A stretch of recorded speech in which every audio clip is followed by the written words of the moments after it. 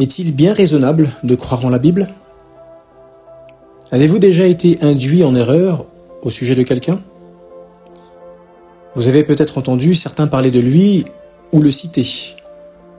Vous vous attendiez à le trouver antipathique, mais en apprenant à le connaître, vous vous êtes rendu compte qu'on vous l'avait présenté sous un faux jour. C'est ce que beaucoup ont vécu en rapport avec la Bible. Les personnes instruites ayant une mauvaise opinion de la Bible ne sont pas rares. Savez-vous pourquoi?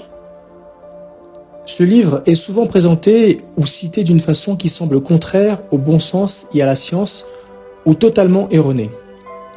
Serait-il possible que la Bible ait été présentée sous un faux jour? En ayant regardé les différentes vidéos à propos des 5 questions à se poser sur l'origine de la vie, avez-vous été surpris d'apprendre que ce que dit la Bible est scientifiquement exact? Beaucoup le sont. Et ils le sont tout autant de découvrir que la Bible n'enseigne pas des idées que bien des religions lui attribuent. D'après certains, elle enseignerait que Dieu a créé l'univers et toute vie qui s'y trouve en 6 jours de 24 heures. En réalité, rien dans la Bible ne contredit les estimations scientifiques de l'âge, de l'univers ou de la Terre.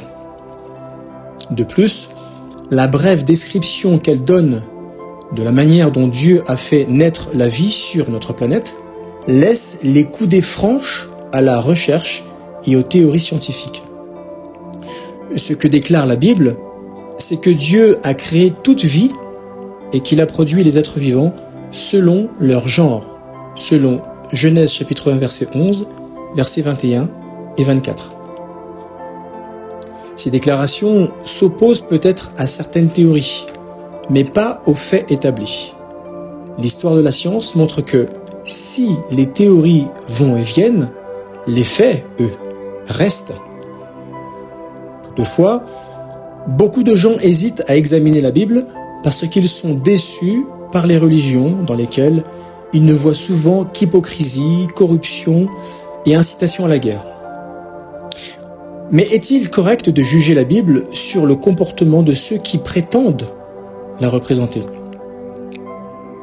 Nombre de scientifiques sincères et pleins d'humanité sont horrifiés de voir comment des fanatiques violents se servent de la théorie de l'évolution pour justifier leur visée raciste.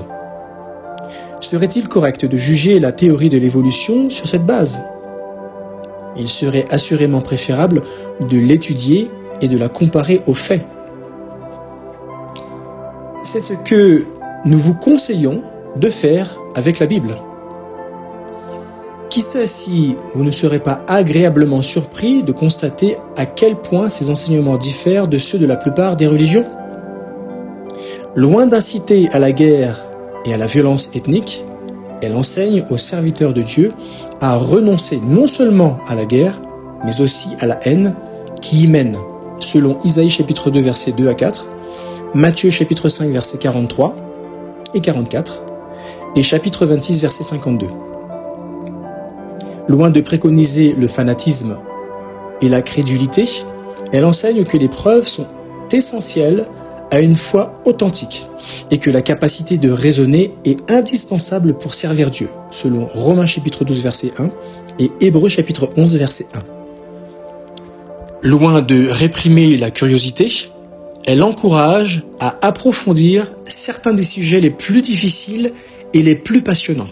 Par exemple, vous êtes-vous déjà demandé si Dieu existe? Pourquoi y a-t-il tant de méchanceté? La Bible répond de façon convaincante à cette question, ainsi qu'à bien d'autres. Nous vous recommandons de poursuivre votre recherche de la vérité. Vous pouvez trouver des réponses captivantes, logiques et fondées sur des preuves concluantes. Et ce ne sera pas un hasard.